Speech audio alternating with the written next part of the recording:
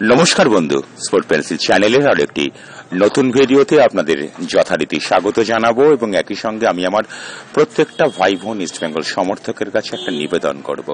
আসুন না বন্ধু, সাফল্য ব্যর্থতাকে মাথায় না রেখে যদি আমরা একবার ইস্টবেঙ্গল ক্লাবের নামে জয়গান করি। আমার কমেন্ট সেকশনে জয় ইস্টবেঙ্গল কথাটা যে বা যারা প্রত্যেক দিন লেখেন তাদের কাছে নয়, নতুন ইস্টবেঙ্গল সমর্থকের কাছে আমার এই নিবেদনটুকু রইল। আর হ্যাঁ, একই সঙ্গে ভিডিওর নিচে থাকা সাবস্ক্রাইবার বাটনটিকে যদি একটু ছুঁয়ে দিন বন্ধু। একটা 12,000-এর বেশি ইস্টবেঙ্গল সমর্থককে নিয়ে যে একটা পরিবার গঠন করার যে স্বপ্ন, সেই স্বপ্ন পূরণের ধারে কাছে এসে যদি একজন ইস্টবেঙ্গল সমর্থক হিসাবে আপনি যদি আমাকে সমর্থন না করেন, আমি কোথায় যাব বন্ধু? আসুন না বন্ধু, একটু সমর্থন করুন। এবার চলে আসবো ভিডিওর একদম মূল প্রসঙ্গে। সবার প্রথমে আপনাদের কাছে আমি ক্ষমা প্রার্থনা করব।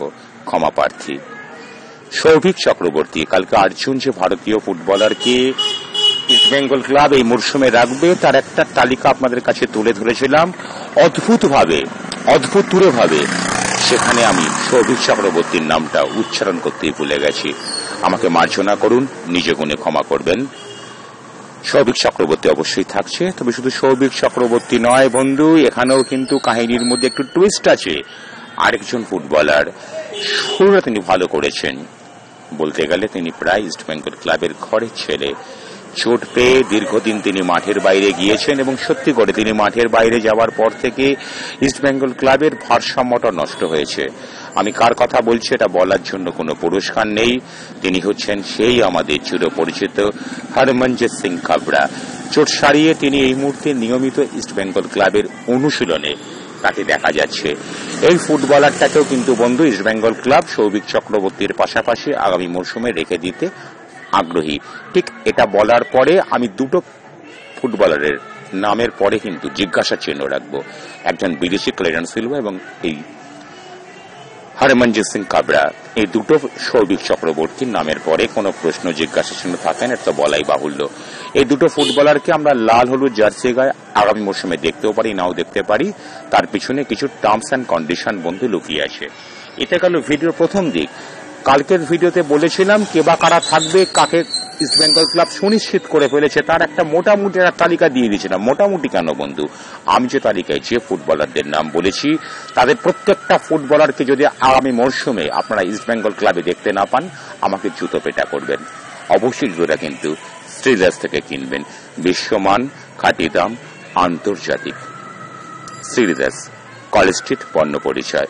চলে আসে এবার ভিডিওর একদম মূল প্রসঙ্গে। সেখানে আমাকে একটা কথা বাধ্যতামূলক বলতেই হচ্ছে বন্ধু, যে ইস্টবেঙ্গল ক্লাব কাদেরকে রাখবে না বা কোন কোন ফুটবলার ইস্টবেঙ্গল ক্লাবে থাকতে চাইছে না।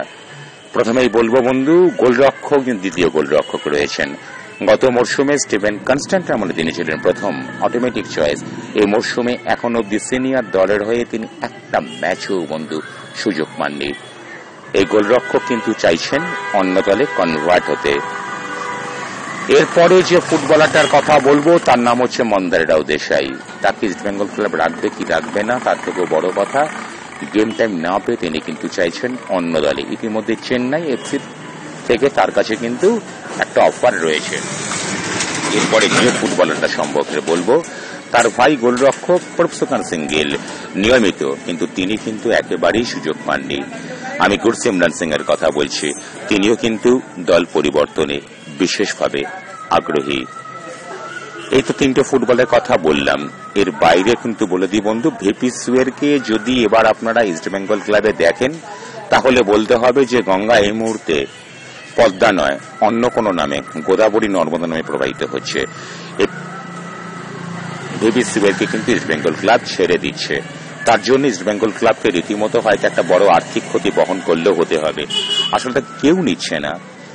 এর বাইরে বন্ধু দুটো ফুটবলার সম্পর্কে আমি একটা তথ্য আপনাদের সামনে তুলে ধরবো, একজন বিদেশি এবং একজন স্বদেশি। প্রথমে আসি বিদেশি ফুটবলার থেকে সম্পর্কে। তিনি আর কেউ নন বন্ধু, বর্জা হেরেরা। তার সাথে ইস্টবেঙ্গল ক্লাব এফসি গোয়াতে ছেড়েছে, যে হয়ে চুক্তি আছে মরশুম শেষ 31 মে 2024 এর পরে তিনি ইস্টবেঙ্গল ক্লাবে যোগদান করতে বাধ্য। এটা কম্পালসারি। কিন্তু তাকে কি ইস্ট বেঙ্গল ক্লাব নেবে? ঠিক এই জায়গাতে বন্ধু একটা টুইস্ট তৈরি হয়েছে, একটা নাটকীয় মুহূর্ত তৈরি হয়েছে। কিসে নাটকীয় মুহূর্ত সেটাকে শোনার জন্য একটু অপেক্ষা করুন বন্ধু, যে এই ফুটবলারটাকে ইস্ট বেঙ্গল ক্লাব নিতে পারে, নেবার সম্ভাবনা 50-50। যদি ইস্ট বেঙ্গল ক্লাব এই বর্জা হেরেরার পরিবর্তমানের কোন যোগ্য ফুটবলার খুঁজে না পান, তাহলে আগামী মরশুমেও কিন্তু আমরা চতুর্থ বিদেশি হিসাবে, প্রশ্ন 3টে বিদেশি কে? আগেও বলেছি, এখনো বলছি, হিজাজি মাহির। বন্ধু, হিজাজি মাহিরের যখন কথাটা বললাম, সেখানে কিন্তু গোটা সোশ্যাল মিডিয়া জুড়ে যে ঘটনাটা ভীষণভাবে প্রচারিত হচ্ছে, যে হিজাজি মাহির নাকি ইস্ট বেঙ্গল ক্লাবের সঙ্গে সম্পর্ক ছেদ করেছে। না বন্ধু, এটাকে রিউমার নয়, এটাকে মিথ্যা বলবো আমি। হিজাজি মাহিরের উদ্দেশ্যে তিনি যে পারফরমেন্স করেছেন, খুব স্বাভাবিকভাবেই ইন্ডিয়ান সুপার লিগের বেশ কয়েকটা দল তার সম্পর্কে আগ্রহী হয়েছে, ব্যাস এটুকুই বন্ধু। এবং তিনি ইস্ট বেঙ্গল ক্লাবে থাকতে আগ্রহী। 2-2 4, 2+2 = 4। যদি বিশাল কোনো অঘটন না ঘটে, অর্থাৎ তার রেটটাকে একটু বাড়াতে হবে, একটু বেশি পয়সা দিতে হবে।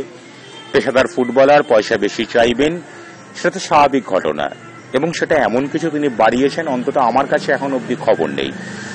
সেটাকে যদি ইস্ট বেঙ্গল ক্লাব ফুলফিল করতে পারে, তাহলে হিজাজি মাহির, আমি গতকালের ভিডিওতেও আপনাদের দায়িত্ব নিয়ে বলেছিলাম যে 3টে বিদেশির মধ্যে অত্যন্ত অপরিহার্য হিসাবে এই হিজাজি মাহির আরো একটা মরশুমে তার সঙ্গে একটা দীর্ঘমেয়াদী 26 থেকে 27 মরশুমের চুক্তি করতে হবে ইস্ট বেঙ্গল ক্লাব। এই কথার অন্যতা আজকেও করব না।